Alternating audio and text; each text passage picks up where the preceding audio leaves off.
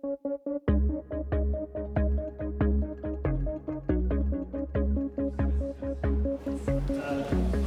tu peux te mettre en position 2 secondes, s'il te plaît, juste pour vérifier un truc. Yes, sir.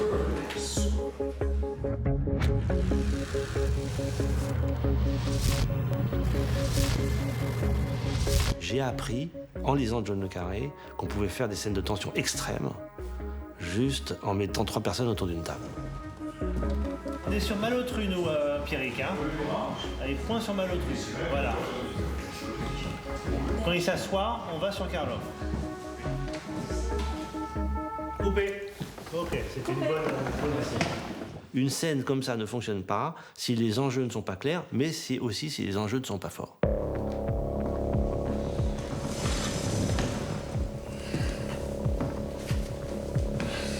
Attention, c'est pareil pour toi, Damien. C'est pas un champ contre champ avec quelqu'un qui est en face. C'est le point de vue de Malotru. Ok. Voilà, il faut le centrer. Ça, c'est bien. Voilà, il faut centrer les deux. Voilà.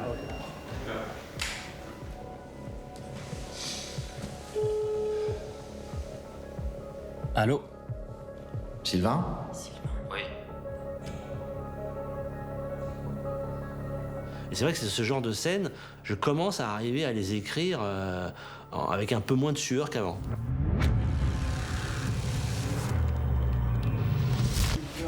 On peut y aller? Oui. Ben, prends-la aussi. D'accord. Je m'en souviens bien. Je crois que j'ai jamais été aussi impressionné par un travail sur un scénario fait aussi vite. C'est la force d'Éric Rochant, c'est-à-dire qu'à un endroit, il arrive à emmener cette série aussi loin et avec cette force d'écriture et cette force de mise en scène parce qu'il est d'une exigence inégalée. Et action? Il y a aussi le fait que les réalisateurs se baladent de scène en scène. Toutes les douilles. Dans Engrenage, en l'occurrence, que j'ai fait moi pendant plusieurs années, on avait un réalisateur qui faisait un bloc de 2, 3, 4 épisodes, puis on passait à un autre. Là, on a même, je crois, dans une journée, eu 2 réalisateurs qui se sont succédés. Enfin voilà, donc c'est particulier aussi.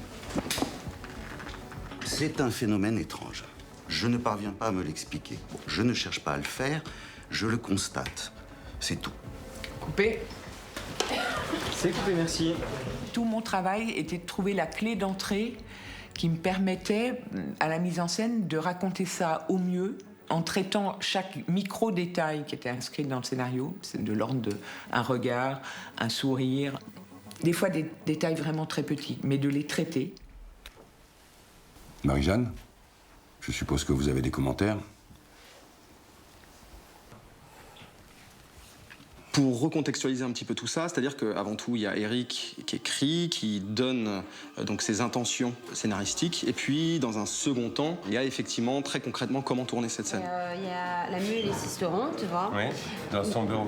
Dans son bureau. En fait, elle est assise, les deux sont debout. Il passe juste de chaque côté d'elle. D'accord, chaque côté d'elle, ouais, c'est ça. Une caméra à gauche. Ouais, ok. Il y a quelques règles qui sont presque comme des règles de grammaire cinématographique, qui vont tous dans le sens de faire en sorte que le spectateur lise vite le plan, qui est logique parce que l'intrigue est d'une telle complexité et tellement entrelacée que si la réalisation était aussi compliquée et entrelacée, il y a un moment donné, on perdrait la saveur de l'intrigue. Non, c'est des gens qui sont très factuels. Franchement, vous m'épatez. Il y a une chose, moi, vraiment, qui m'a beaucoup plu, c'est que, au lieu que ce soit découpé par petits morceaux, on tourne à 2 caméras, mais on tourne toujours toute la scène. Éric le fait exprès, ça, pour créer une intensité de jeu. Il est évident que du coup, les caméras attrapent des regards, des gestes, des petites choses qui existent parce que l'acteur est dans un élan. Et pas du tout dans la conscience de dire 4 répliques, puis on coupe, puis après ça, puis après ça. J'ai adoré faire les scènes en entier à chaque fois. Tu cherches la petite bête, je vois. Non, je cherche pas les petites bêtes. Je cherche les grosses.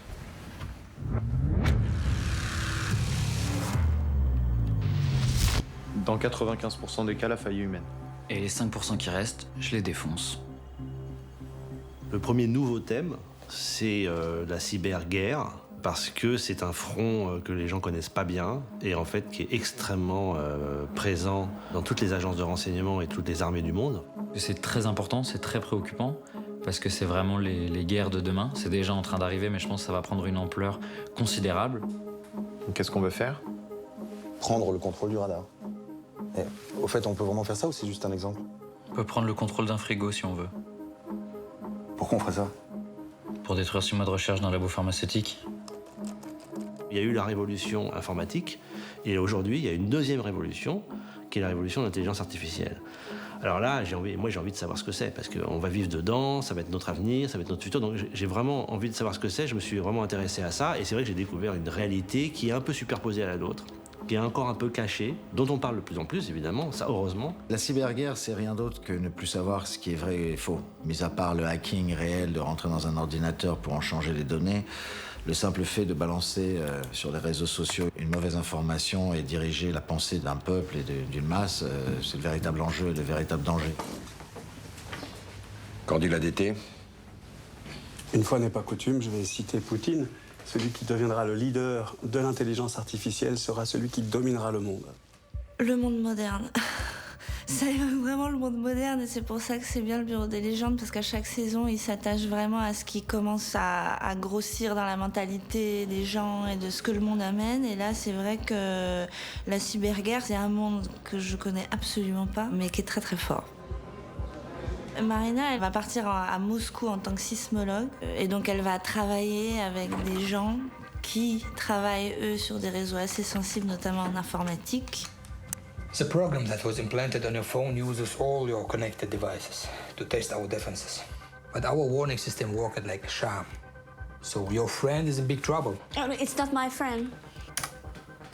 Elle incarne toujours en fait ce qu'on appelle le renseignement humain, c'est-à-dire c'est quelqu'un qui est envoyé sur le terrain pour repérer des cibles à recruter. Et là, évidemment, comme d'habitude, il va lui arriver des choses. J'imagine qu'il y a un problème si vous m'avez demandé de venir. S'il nous repère, il pourrait remonter jusqu'à Rocambole. Et ce serait bizarre que Rocambole ait les capacités de faire ce que l'équipe de César s'apprête à faire. Ok, très bien. Cette scène qui ouvre l'épisode 5 et qui est une scène en fait qu'on voit en fait une attaque informatique en direct, mais il y a un risque que ceux qu'on attaque soient assez forts pour voir d'où vient l'attaque, donc de la DGSE, et à ce moment-là, Marina Loiseau est grillée. 502 sur 1, première de caméra.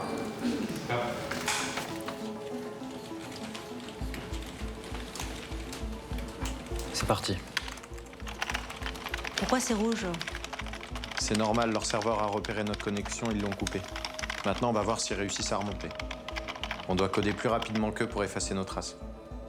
À partir de ce moment-là, on joue avec le temps, on joue aussi avec la représentation de cet enjeu. Et la représentation de cet enjeu, ça c'est très important, c'est qu'il faut représenter le danger et l'enjeu par quelque chose de visuel. Et donc là, ce qui est visuel, c'est qu'on a 10 petits points qui s'allument. Si les 10 sont allumés, c'est que les hackers d'en face ont réussi à trouver d'où venait l'attaque. Donc voilà, il suffit de les allumer les uns après les autres, les petits points, au fur et à mesure de la scène, pour faire monter la tension.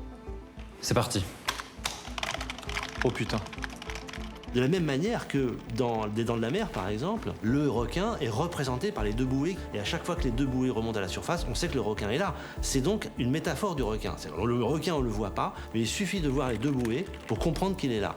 C'est pareil, il faut toujours trouver la bonne métaphore du danger.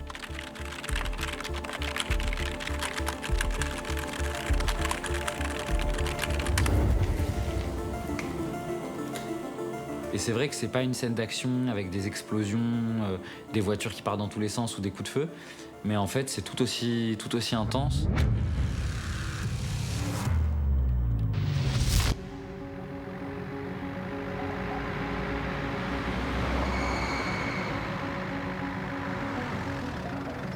Une voiture vient de s'arrêter près de la maison. Le moteur tourne toujours. Le chauffeur a l'air d'attendre quelqu'un. Vous pouvez l'identifier ? Pas d'ici, je vois pas. On continue à parler évidemment du Moyen-Orient et du problème du terrorisme et du problème de Daesh, en tenant compte des évolutions sur le terrain et le problème assez important pour la France qui est celui des revenants, dont il faut s'occuper. Pourquoi on regarde tes points de passage en particulier? Je voulais rentrer en Europe, c'est par là que je passerai. Le gros challenge sur cette saison 4 pour le personnage de Jonas, c'est qu'il va aller sur le terrain. Et que quand on voit tout de suite le personnage, on sait que c'est quelqu'un qu'il faut pas mettre sur le terrain. Parce qu'il est à l'opposé, je pense, de ce qui se fait de vrais agents secrets. Ce qui est intéressant avec Jonas, c'est qu'effectivement, c'est un personnage qui va traverser la région en ruine et donc va découvrir aussi, d'une certaine manière, la réalité de la guerre. Booby traps. MB Kormadjin, Shawad Origin. T'as dû dire une connerie. Et évidemment, ce personnage-là, de toute façon, ne pouvait pas, de manière réaliste, traverser toutes ces régions sans une sécurité. Donc il est affublé d'un personnage, Jean-Paul, qui est plutôt l'homme de terrain. Attention, je vais tirer.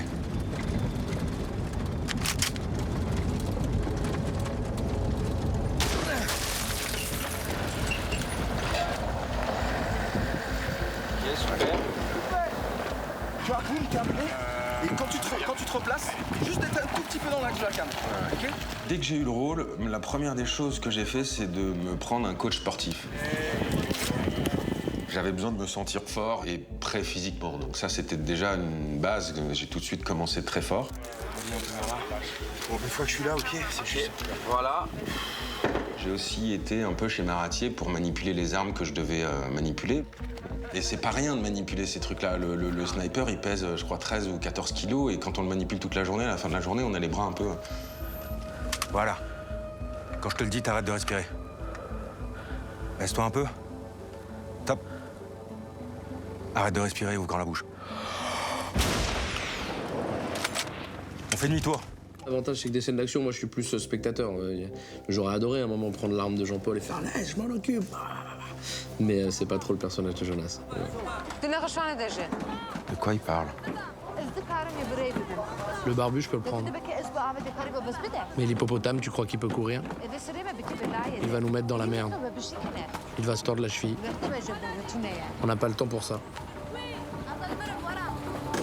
Ils sont obligés de cohabiter, entre guillemets, mais il va se créer un lien parce que c'est logique, parce que quand deux personnes vivent des choses aussi fortes ensemble, ils sont obligés de s'attacher. Je suis dans la pièce d'à côté. L'interrogatoire est filmé. En cas de problème, j'interviens. Tu tentes surtout rien sans moi, compris?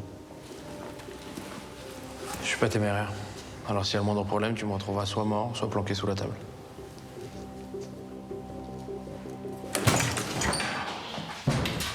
Lâche le stylo. Lâche le stylo. C'est comme les duos assez classiques au cinéma, c'est-à-dire que c'est un duo complètement antagoniste et improbable. Les deux, apparemment, n'ont pas grand-chose à voir l'un avec l'autre. C'est toujours intéressant d'avoir ce duo entre, oui, la tête et les jambes, d'une certaine manière, mais entre l'homme de terrain et l'homme de raison. Comment l'un et l'autre s'apportent des choses mutuellement. C'est un parcours initiatique, c'est un buddy movie, c'est un road movie, enfin, c'est tout à la fois. If you want to stay alive, you need to stay covered. You move from house to house, like tunnels, to our target. How do we move from house to house? Through the walls. La difficulté, elle est évidemment liée à ce qu'on doit filmer, mais elle est beaucoup liée aussi au temps. C'est des scènes qui sont très chronophages, qui nécessitent beaucoup de temps, donc beaucoup de préparation. Ok, on se met en place, les copains, s'il vous plaît. C'est en l'occurrence une scène où il se dit très très peu de choses parce qu'on doit rester très silencieux et évoluer de façon vraiment... Donc on marche tous comme des chats, on essaye de faire le moins de bruit possible parce qu'à tout moment on peut se faire repérer et ce serait dramatique.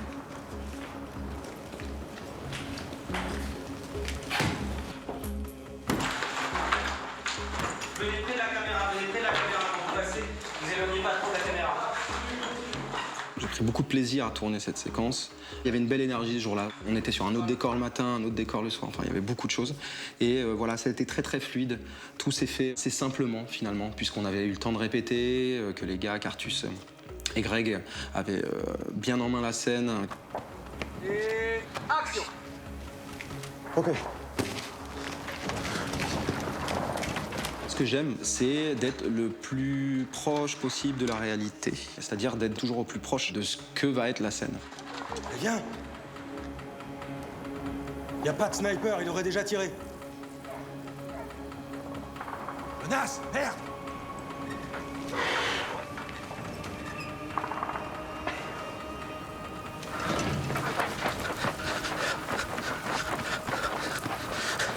Pourquoi je suis pas resté au bureau? Fais chier.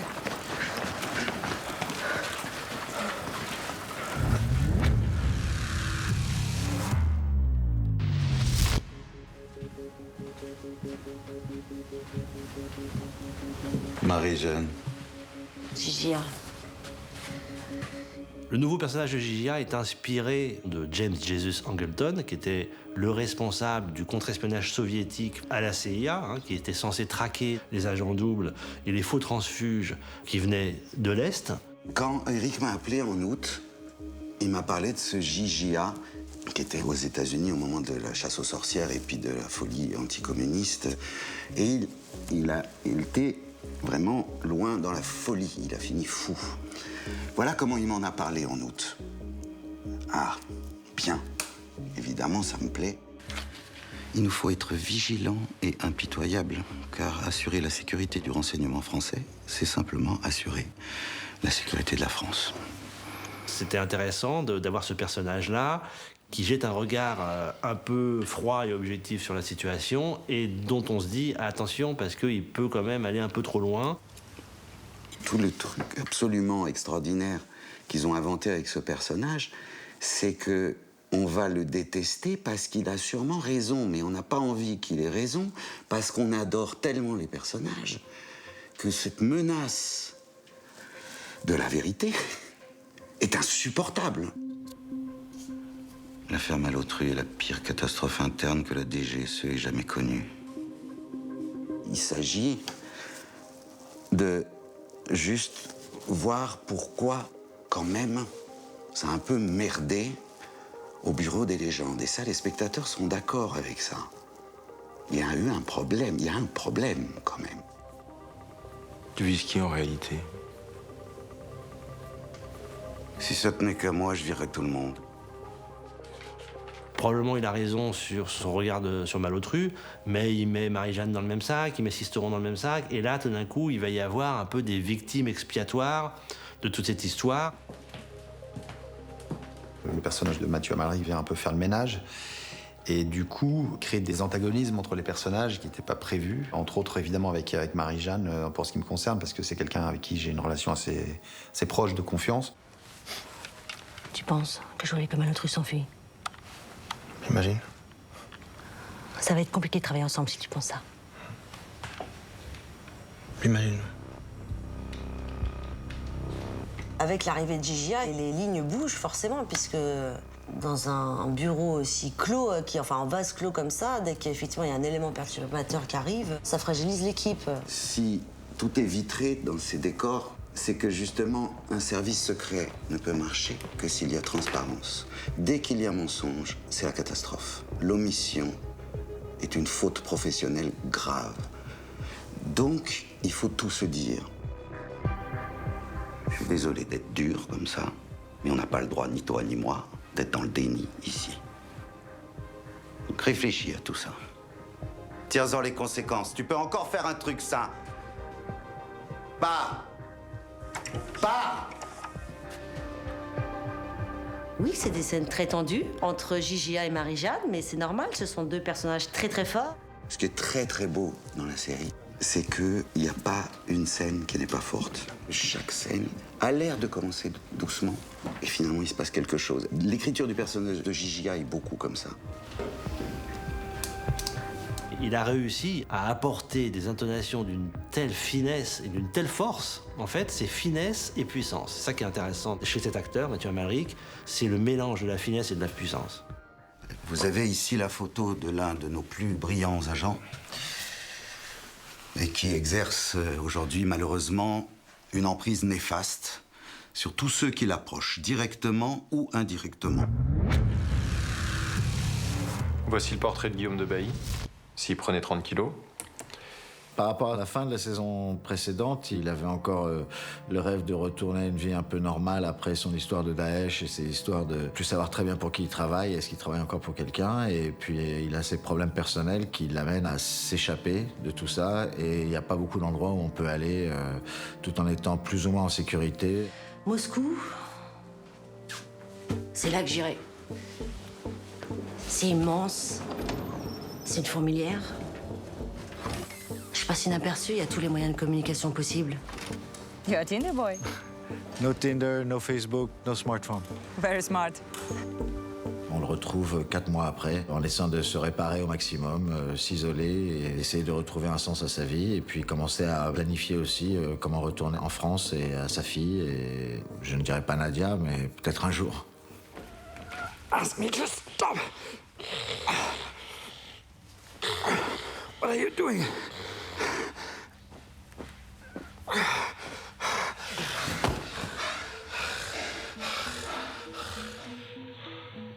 J'essaie toujours de trouver des nouvelles choses saison après saison. Par exemple, l'année dernière, le parcours de Mathieu, le parcours de Malotru, j'avais très envie de filmer très près Mathieu.